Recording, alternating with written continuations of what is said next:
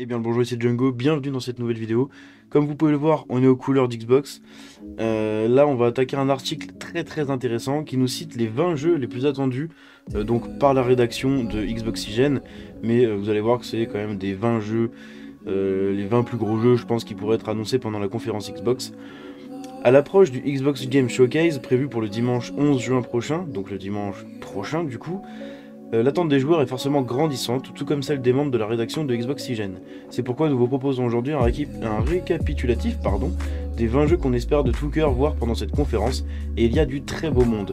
Après un lancement assez timide des Xbox Series X et S cette année 2023 est très importante pour Microsoft, et on espère que la majeure partie des jeux mentionnés seront présents.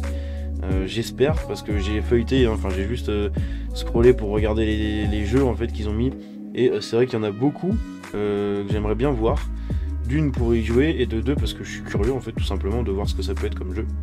De votre côté, n'hésitez pas à partager vos attentes dans les commentaires avec la liste des jeux que vous aimeriez également voir à la conférence Xbox. Et je suis d'accord, je vous dis la même chose. N'hésitez pas à partager avec moi les jeux que vous attendez. C'est assez intéressant parce que voilà, moi je suis plus joueur PlayStation évidemment. Je m'intéresse beaucoup à ce que va faire Xbox dans les prochaines années, hein. Mais voilà, il y a sûrement des jeux, et de toute façon je l'ai vu hein, en scrollant comme je vous ai dit, il y en a beaucoup, je sais même pas ce que c'est, donc n'hésitez pas à m'en faire découvrir d'autres. On commence par le Messi de cette année, Starfield. Le prochain RPG spatial des développeurs de la saga de The Elder Scrolls devrait assurément constituer l'attraction principale de la conférence Xbox, même si un show lui sera dédié juste après pendant environ une demi-heure. Starfield reste attendu comme le Messi par de nombreux joueurs et prendra place en 2330, époque à laquelle des factions telles que l'Union coloniale et la Confédération Liberastra se livrent une guerre sans merci. Bien que la paix paraisse enfin régner, l'équilibre reste très précaire et d'autres organisations souhaiteraient également avoir leur mot à dire quant à l'occupation de l'univers, et il y a donc fort à parier que vous aurez un rôle à jouer dans le maintien de cette accalmie et dans la conquête des territoires se trouvant au-delà de la Terre. Pour en avoir le cœur net, il ne faudra pas rater le Starfield Direct qui sera diffusé juste après la conférence Xbox, tandis que le jeu est attendu lui pour le 6 septembre 2023. Donc, n'hésitez pas à me dire ce que vous en pensez de Starfield. Est-ce que vous l'attendez? Est-ce que vous vous en foutez? Mais moi, c'est le jeu que j'attends le plus, en fait, un des jeux que j'attendais le plus déjà cette année. Et je suis impatient de voir à quoi il va ressembler. Et même si je stream pas la conférence, vous pouvez être sûr que je vous ferai une vidéo react. Je me ferai pas spoiler, je ferai tout mon possible pour pas me faire spoiler et regarder justement cette annonce-là. On a Fable, évidemment. Après 3 épisodes canoniques développés par Lionhead, c'est à présent Playground Games, studio à l'origine des Forza Horizon, qui dirige la conception de ce nouveau Fable. Malheureusement, c'est à peu près tout ce que nous savons sur le jeu, plutôt sujet aux rumeurs qu'aux véritables informations dernièrement. Ces bruits de couloir évoquent ainsi une structure en monde ouvert offrant un terrain de jeu plus vaste que celui des 2 premiers épisodes, une composante multijoueur importante, l'absence d'armes à feu, mais aussi la possibilité de pouvoir jouer en vue à la première comme à la troisième personne et de façonner des villes. Alors, moi, tout ce qui est marqué dessus, je trouve ça cool, mais au final, j'ai aucune ref, hein. J'ai jamais joué à Fable, donc ce sera une totale découverte. Microsoft a récemment teasé la présence du jeu au Xbox Game Showcase, et nous avons donc hâte de le découvrir. Et moi aussi, du coup, comme je vous l'ai dit, moi j'ai jamais joué à Fable, donc je suis vraiment curieux de voir ce que c'est. On a The Last Night, je connais pas du tout. Dès son annonce, The Last Night avait marqué les esprits grâce notamment à sa sublime plastique et son univers terriblement intrigant. Le jeu développé par le studio Hot Tales vous proposera ainsi de plonger dans un open world au style cyberpunk mis en valeur par un design pixel art truffé d'effets de lumière et doté d'une bande son qui semble assez jouissive. Après de longues années sans faire parler de lui, on espère qu'il sera présent au Game Showcase avec du nouveau gameplay et une date de sortie. Je vais pas mettre les trailers parce que je sais pas si on peut se faire striker ou pas, je sais pas s'il y a des musiques et tout. Donc pour éviter tout désagrément, je mets pas les trailers hein, bien évidemment. Et oui c'est vrai, je l'avais oublié lui, c'est le jeu d'Hideo Kojima. Je sais pas du tout si on avait eu des news dernièrement, mais je crois pas, hein, je crois que c'était toujours le silence. Hein. Annoncé lors de la dernière conférence Xbox par Hideo Kojima lui-même, ce nouveau jeu Kojima Productions reste aujourd'hui très mystérieux. Mais on sait déjà qu'il s'agit d'un concept inédit, réalisé grâce aux infrastructures cloud de Microsoft. Ouais, c'est un jeu où un espèce de MMO, c'est un peu étrange hein, son jeu. D'après, enfin, c'est Kojima, hein, de toute façon, lui il fait toujours des jeux, je sais pas, j'aimerais pas être dans sa tête, hein. Ça doit tellement être le chaos dans sa tête, incroyable. D'après les rumeurs de ces derniers mois, ce titre pourrait s'appeler Overdose, un jeu dans lequel Margaret Qualley, celle qui incarnait Mama dans Death Stranding, serait présente. Une vidéo enduite la montrait se déplacer dans de sombres couloirs étroits dans lesquels apparaissent à de rares occasions des entités pendant un très court laps de temps. Overdose, un jeu d'horreur pensé pour être joué dans le cloud, vivement qu'on apprenne davantage à son sujet. Et ouais, il y avait des trucs un peu multijoueurs, enfin il me semble, hein, oula, c'est au doigt mouillé hein, comme on dit, mais c'était des trucs un peu comme ça. On a Perfect Dark, alors ça, je m'en bats les couilles, enfin, genre, je suis pas du tout client de ce genre de jeu. Thriller d'espionnage ayant quelque peu redéfini les bases de l'infiltration à la sortie de l'épisode original, Perfect Dark comptera une nouvelle fois les aventures de l'agent secret Joanna Dark dans un futur proche, oula je vais y arriver, le monde entier est en proie à de fréquentes catastrophes naturelles, à tel point que diverses entreprises cherchent à aider les habitants et à s'adapter à la vie sur une terre incontrôlable. Malheureusement, vous vous rendrez vite compte que tout cela n'est qu'un leurre et que ces sociétés souhaitent en fait profiter de la détresse de la population. Faut que j'arrive à lire, hein, c'est incroyable. Le jeu a été dévoilé officiellement en 2020 et on espère que cette année sera l'occasion pour Microsoft de le présenter en détail avec du gameplay. Pourquoi pas, hein, moi je vous dis je suis curieux, les jeux que je ne connais pas je les attends pas forcément du coup, mais je suis curieux de voir ce que c'est pour ça surtout que j'adore les conférences, hein, c'est pour me faire découvrir des nouveaux jeux, pas forcément pour voir les jeux que j'attends, hein. Y a ça aussi, mais voilà vous avez compris le délire. On a Avowed, alors ça j'en avais entendu parler vite fait, mais je sais pas du tout ce que c'est. Se déroulant dans l'univers de Pillars of Eternity, Avowed reprendra quelques éléments présents dans la saga originale dont les joueurs pourront profiter. On parle notamment de sorts de feu très puissants, de sorts corrosifs et d'arcs à flèches de différents types. Concernant les affrontements au corps à corps, il sera possible de manier des épées enchantées permettant de réaliser des puissants combos et des doubles dagues utiles à la furtivité, mais aussi de donner de violents coups de pied et de boucliers. Bien sûr, vous pourrez user de multiples combinaisons de lames et de magie, même si les sortilèges les plus puissants nécessiteront l'utilisation de vos deux mains. Je sais pas quoi rajouter de plus, hein. Je vous partage l'info, vous en faites ce que vous en voulez. On a Senua's Saga Hellblade 2, faut toujours que je fasse le 1, hein, je l'ai toujours pas fait. Il faut vraiment que je prenne du temps pour le faire, parce que c'est quand même une masterclass hein, sur le 1 du moins. Et le 2 a l'air tellement magnifique au niveau des graphismes, les trailers qu'on a vus de gameplay c'était incroyable.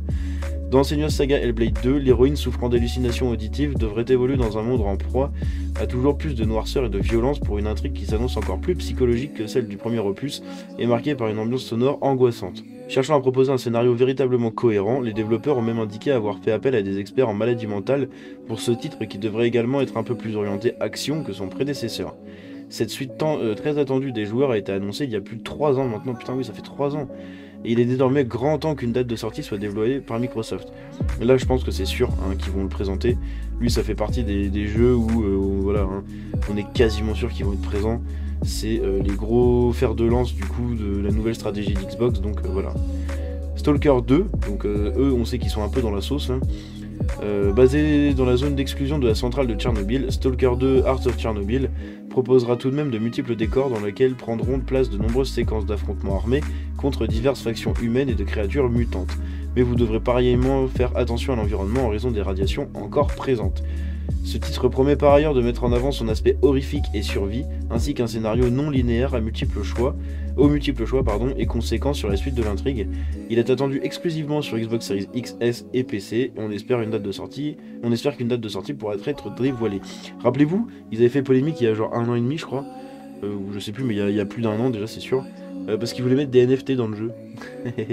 Ils voulaient mettre des NFT dans le jeu, ils se sont fait défoncer par les joueurs, et du coup ils ont dit non, vous avez écouté, vous savez, nous notre intérêt c'est les joueurs en premier, blablabla. Et vous voyez, ils ont fait ce genre de déclaration avec une petite larme là, un petit pincement au cul en mode nos thunes, nos thunes. Donc voilà, mais c'est assez rigolo, vous pouvez le rappeler, hein, parce qu'il faut pas oublier, hein, quand les développeurs essayent de vous refourguer des merdes ou de vous mettre un doigt, même s'ils leur tirent à temps, faut pas oublier qu'ils avaient l'intention de vous le mettre. Hein. On a Everwild, développé par Rare, donc c'est ceux qui ont fait Sea of Thieves, hein, et présenté en 2019 alors qu'il n'était qu'en phase de pré-production. Everwild n'a dévoilé que très peu d'informations à son sujet. Le jeu est présenté par le studio comme une expérience octroyant aux joueurs de nouvelles façons de jouer dans un monde naturel et magique, visant à proposer des expériences mémorables et engageantes.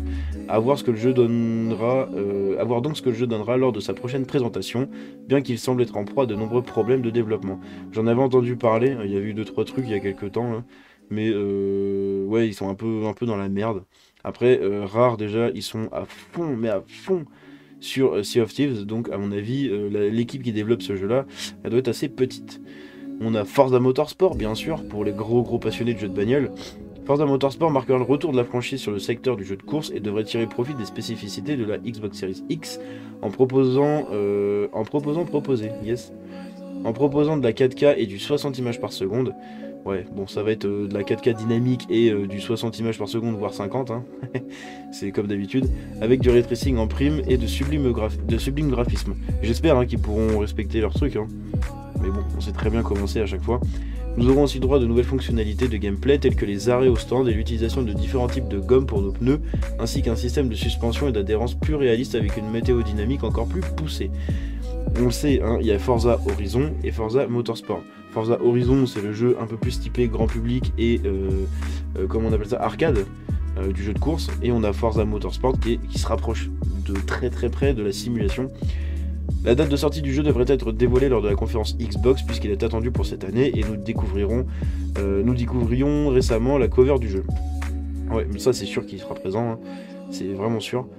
Replaced, alors ça c'est un jeu, on en entend de temps en temps parler, mais en fait ça fait pas non plus le tour d'internet, c'est rigolo. Jeu de plateforme et d'action rétro-futuriste en 2.5D se déroulant dans une Amérique alternative des années 80, Replaced prend place dans un monde régi par la corruption et la cupidité de ceux qui dirigent et qui considèrent les humains comme de simples sacs à organes. Aux commandes de Reach, une intelligence artificielle piégée dans un corps humain contre sa propre volonté, vous devrez explorer les recoins de la ville de Phoenix sans trahir votre véritable identité afin de découvrir les nombreux mystères que cache cette cité faite d'environnements variés et colorés d'un joli style cyberpunk encore un. Le jeu est pour le moment toujours prévu pour 2023 et nous avons hâte d'en apprendre plus à son sujet. Moi aussi, parce que il avait l'air vachement intéressant sur ce qu'on avait vu et entendu parler. On a Routine, alors ça, je sais pas du tout ce que c'est. Routine est un FPS mêlant survie, horreur et science-fiction, présenté pour la première fois il y a bien longtemps et rebooté depuis pour une sortie prévue exclusivement sur Series XS et PC. Le jeu se déroule dans une base lunaire abandonnée conçue autour d'une vision de l'avenir remontant aux années 80. Il a été dévoilé en juin dernier à l'occasion du Summer Game Fest et a fait forte impression avec son thriller angoissant. On espère que le titre sera de nouveau présenté cette année avec une date de sortie et une nouvelle démo de gameplay. Donc pourquoi pas, hein. Moi je vais découvrir ça parce que je le connais pas du tout et je me rappelle plus en fait qu'il avait été présenté avec le Summer Game Fest. Ça devait faire partie, vous savez, des petites annonces, des jeux qui font pas le buzz sur internet en fait, c'est con mais voilà où il n'y a pas beaucoup de hype. Donc voilà, mais pourquoi pas. On a le jeu Indiana Jones, lui je l'avais complètement zappé, mais il y a vraiment un jeu Indiana Jones hein, qui est censé sortir, on avait eu quelques trucs. Quelques jours après la sortie du dernier film au cinéma, c'est bien au format vidéoludique que le célèbre héros campé par Harrison Ford est prochainement attendu. Annoncé, d'ailleurs je sais pas ce que vous avez pensé du film, enfin des retours du film, je sais plus s'il est sorti ou pas. Non, je crois qu'il est pas encore sorti, je sais plus, j'en sais rien, ça fait tellement longtemps que je suis pas allé au cinéma par manque de temps. Mais ouais, il a eu des retours assez mitigés, voire un peu plus du côté négatif au Festival de Cannes. Donc j'espère franchement que c'est pas de la merde, parce que ça me fait chier. ça me ferait vraiment chier. Annoncé en début d'année 2021, ce jeu Indiana Jones développé par Machine Games proposera une aventure inédite que nous avons hâte de découvrir. Outre le très court teaser, ouais, putain, il était vraiment hyper court, hein. Outre le très court teaser proposant un rapide aperçu du chapeau et du fouet du héros, rien n'a été dévoilé depuis et on espère que la conférence Xbox sera l'occasion pour le titre de se montrer un peu plus. Bah j'espère du coup, moi j'espérais rien il y a encore 20 minutes avant de faire l'article, mais je l'avais complètement zappé le jeu comme je vous ai dit, on a tellement rien dessus que bah aucune rumeur, aucune news, rien que dalle, donc je l'avais complètement zappé, mais j'espère du coup qu'il sera là pour voir un peu ce qu'il en est. On a Wolfenstein 3, donc ça c'est pas du tout mon genre de jeu, mais je sais qu'il y a une grosse base de fans, donc voilà pour vous. En marge du développement d'Indiana Jones, Machine Games s'affaire également à proposer une suite aux aventures du capitaine Blazkowicz. Comme indiqué par Pete Hines il y a plusieurs années déjà, le développement de Wolfenstein 3 par le studio suédois à l'origine des précédents épisodes est en effet réalité. Datant de septembre 2018, cette déclaration laisse ainsi envisager que le processus de création de ce nouvel opus pourrait être à présent très avancé et la diffusion d'une première bande-annonce à l'occasion du Xbox Game Showcase s'envisage clairement. Bah pourquoi pas, j'espère que ça pourra contenter les fans. Moi perso j'attends rien du tout, c'est pas du tout mon genre de jeu. Mais voilà pour vous, fan de Wolfenstein. On a The Outer World 2, donc ça c'est le jeu qui est fait, le premier qui avait été fait par Obsidian, c'est les développeurs originels de Fallout. En parallèle du développement de Vowed, le studio Obsidian travaille également sur un autre RPG bien plus décomplexé, auréolé d'une bande-annonce délirante. L'annonce de The Outer World 2 en juin 2021 avait su piquer notre curiosité. Malheureusement, le studio américain n'avait, à l'époque, pas vraiment d'informations croustillantes à communiquer sur son nouveau bébé, et nous savons simplement que ce titre est la suite du jeu éponyme, sorti en 2019, putain c'était 2019, c'est si vieux que ça déjà, et que les développeurs ont fait le choix de s'éloigner du système Alcyon, et ont constitué le cadre du premier opus, proposant ainsi un système solaire inédit et de nouveaux personnages. À voir ce qui sera proposé. C'est vrai que le jeu était pas mal, il a eu des bonnes critiques. C'est un jeu un peu de niche, hein, vous savez, RPG à l'ancienne, où déjà il n'y a pas de version française, il me semble, et la plupart des dialogues, outre les cinématiques, la plupart des dialogues en fait c'est des boîtes de dialogue en fait tout simplement, un peu à la Skyrim, mais sans doublage. On a ensuite le projet Mara. Alors le projet Mara, je crois que j'en avais entendu parler, mais ça me dit rien. Mais voilà, c'est les mecs de chez Ninja Theory qui font ça, les gens de chez Ninja Theory. Mais ça me dit vaguement quelque chose, mais je sais plus vraiment où j'en avais entendu parler. Annoncé en janvier 2020, Project Mara constitue le second jeu sur lequel travaillent actuellement les équipes de Ninja Theory. Présenté à l'époque comme un nouveau titre expérimental explorant de nouvelles façons de raconter des histoires, ce jeu devrait être une représentation réelle de la terreur mentale, avec pour objectif de recréer les horreurs de l'esprit de la manière la plus précise et réaliste possible, en se basant sur de nombreux comptes rendus d'expériences vécues et de recherches approfondies. Le jeu ne comportera d'ailleurs qu'un seul et unique personnage et se déroulera à un seul endroit, et nous avons évidemment hâte de voir ce que le studio de renom nous concocte. Et ben, entre ça et Senua's Saga, vous allez avoir des trucs un peu psycho. Hein. On a Contraband, dévoilé officiellement lors de la conférence Xbox de 2021. Contraband est un...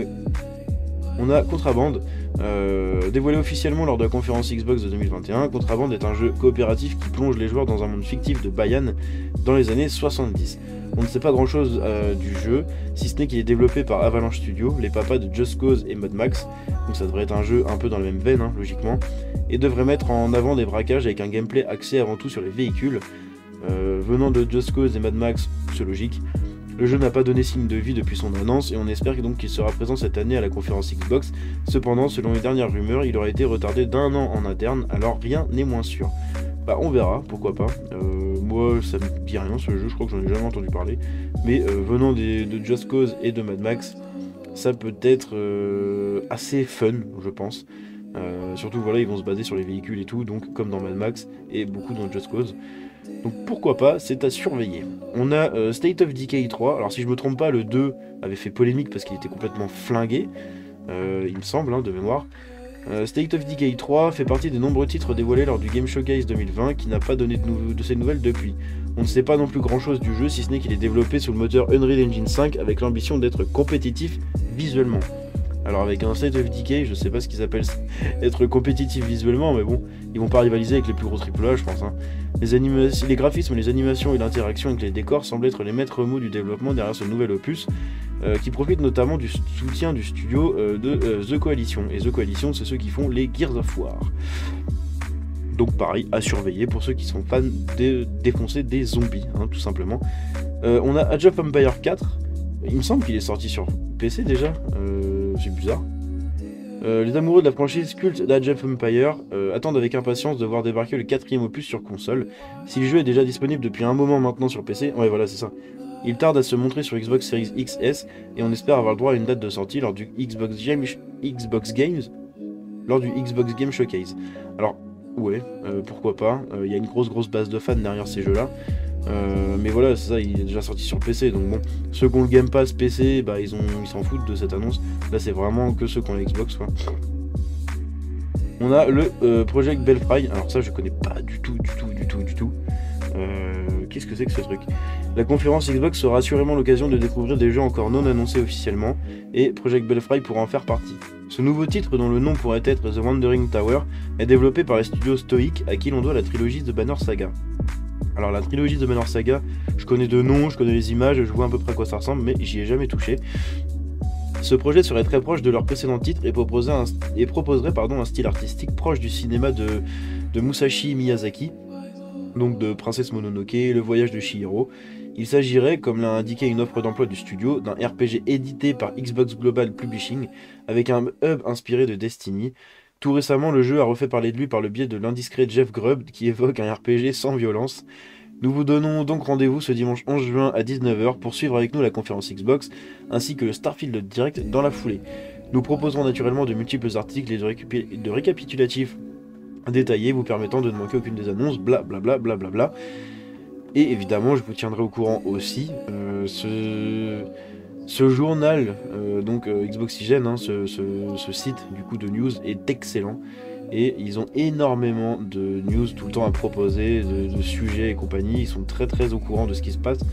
Donc nul doute qu'ils auront beaucoup d'articles à faire et je me ferai un plaisir de les lire. J'espère que vous êtes hypés pour la conférence. Moi je suis grave hypé, j'attends vraiment de voir ce qui va se passer. C'était une vidéo longue, hein, 21 minutes, je sais pas s'il y a encore beaucoup de gens qui sont restés jusqu'au bout. Si vous êtes encore là quand je vous parle, mettez un mot, je sais pas moi, mettez ACDC, écrivez ACDC en commentaire. Et comme ça je verrai qui est resté jusqu'au bout. J'espère que la vidéo vous a plu, si c'est le cas vous pouvez la liker et la partager. Vous pouvez vous abonner en activant la cloche, me suivre sur les réseaux, tous les liens sont dans la description. Je vous dis à la prochaine, c'était Django, ciao.